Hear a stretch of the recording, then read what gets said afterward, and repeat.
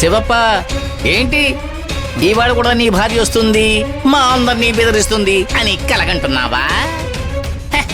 పిచ్చోడా, ఆవిడ ఇవాళ రాదురా. ఆవిడే కాదు, మీ ఇంట్లో వాళ్ళెవ్వరూ రారు. అంటే నువ్వు సిగ్గుతో తలదించుకోవాలి శివప్ప. నేను తప్పుడు పని చేయడం లేదు, అప్పు తీర్చాలి కదా. అందుకని భార్యని కూతుర్ని సంతలో కూర్చోబెడతావా?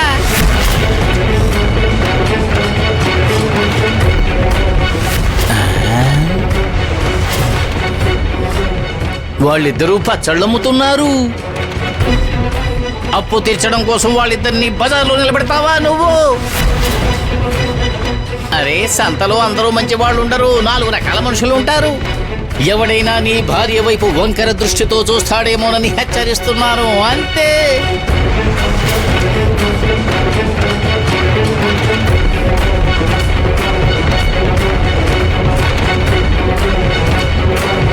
పని సగంలో వదిలేసి ఎక్కడికి వెళ్తున్నావు? ఆపుతావేంటి జీవా? పాపం వెళ్ళనివ్వు. శివప్ప వట్టి అమాయకుడు. వీడి భార్య కూతురు సంతలో కూర్చున్నారు జీవా,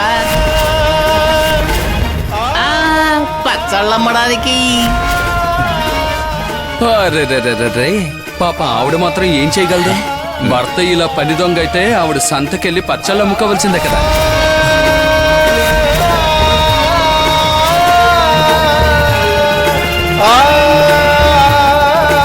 జీవానయ్య, దయచేసి అలా మాట్లాడకండి. ఎలాగైనా అప్పు తీర్చాలని మా ఆవిడ చాలా శ్రమ పడుతుంది. నేను వెళ్ళి త్వరగా తిరిగి వచ్చేస్తాను, నమ్మండి. వెళ్ళొచ్చేస్తావా? సరే, వెళ్ళు వెళ్ళు వెళ్ళు శివప్ప, వెళ్ళు. కానీ ఒక్క విషయం గుర్తుంచుకో, నువ్వు ఇప్పుడు గనక వెళితే ఇక తిరిగి రావక్కర్లేదు. ఈ పని నేను ఇంకొకరికి అప్పగిస్తాను.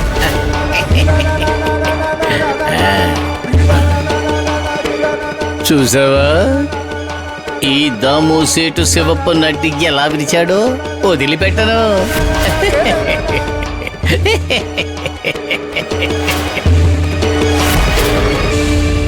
అమ్మా, నాన్నగారు కీర్తనలు పాడి మనకి కృష్ణుడి గురించి చెప్పారు. నీకు గుర్తుంది కదా? కృష్ణుడు చిన్నతనంలోనే గోవుల్ని మేపడానికి వెళ్ళేవాడట. నేను కూడా ఆవుల్ని బర్రెల్ని మేపుతాను కదా. నేను చాలా చిన్నప్పటి నుంచి కాపర్ని. అంటే నువ్వు ఇప్పుడు పెద్దయిపోయావా ఏంటి? అమ్మా, నేను పాండు వెంటనే సంతకు వెళ్తాం. మేము సిద్ధంగా ఉన్నాం. నువ్వు కూడా ఒప్పుకున్నావు. ఇంకా ఆలస్యం ఎందుకు? సకు, నీ ఆలోచన చాలా బాగుంది, నాకు నచ్చింది. మన అప్పు త్వరగా తీరిపోవాలి. మీ నాన్నగారు ఇంకొకరి వాకిట్లో ఇలా గొడ్డు చాకరీ చేయకూడదు. అందుకే ఈ నిర్ణయం తీసుకున్నాను. కానీ ఇప్పుడు మనం... అబ్బో, ఏంటా నిర్ణయం? ఏంటా కొత్త నిర్ణయం? నాకు కూడా కాస్త చెప్పుమా. సక్కు పెళ్లి గురించేనా?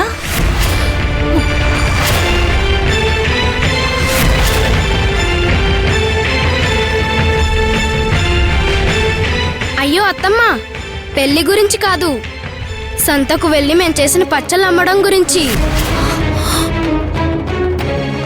అంటే నేను, పాండు, ఇంకా మా అమ్మ. అయ్యోయ్యోయ్యోయ్యో, అంటే మీరు సంతకు ఉమ్మాని తీసుకువెళ్లి తన చేత పచ్చళ్ళు అమ్మిస్తారా?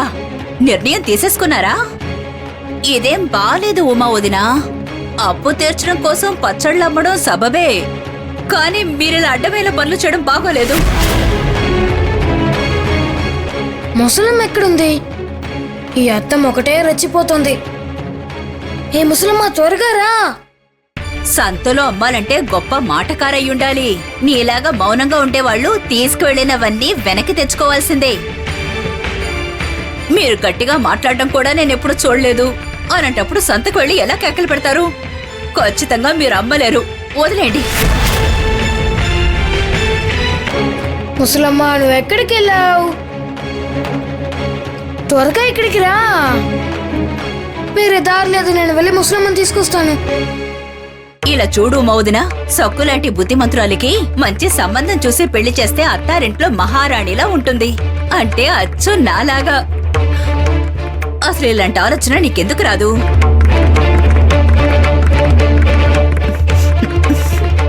ఈవిడితో వాదించడం కంటే బుద్ధి తక్కువ పని ఇంకొకటి ఉండదు.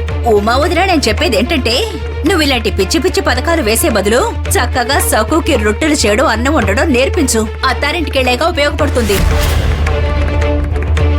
నేను చెప్పేది నీకు స్పష్టంగా అర్థమైందనుకుంటాను. నీ సకుని సంతకు పంపించొద్దు అని చెప్తున్నాను. అరే, నువ్వు ఇలా మొహం మార్చుకుంటే ఎలా సకు? సరే, అమ్ము అమ్ము పిల్ల, అమ్ము అమ్ము పిల్ల, అమ్ము అమ్ము పిల్ల, అమ్ము అమ్ము పిల్ల, అమ్ము. అయ్యే బాబోయ్ సకు, నీ పచ్చళ్ళ నమ్మకం మీద నేను పాట కూడా పాడేశాను కదా.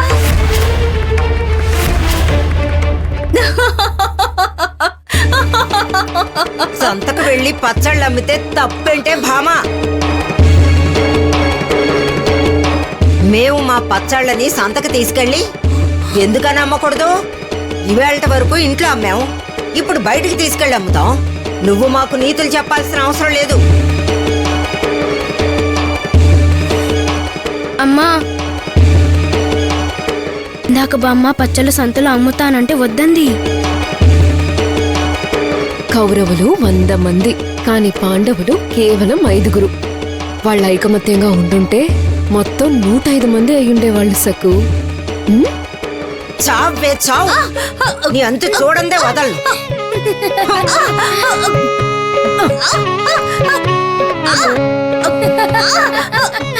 పురుగు భామా, పురుగు చీపురు కట్ట తెచ్చేసరికి పారిపోయింది. ఎర్రటి చీడ పురుగు.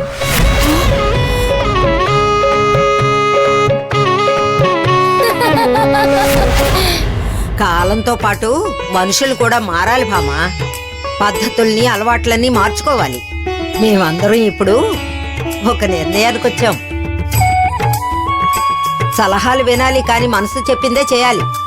మన మనసుకు విరుద్ధంగా చేసిన ఏ పని విజయవంతమవదు. ఎవరు ఎన్ని అవాంతరాలు సృష్టించినా వీళ్ళు సంతకు వెళ్లి పచ్చళ్ళు అమ్మడం ఖాయం.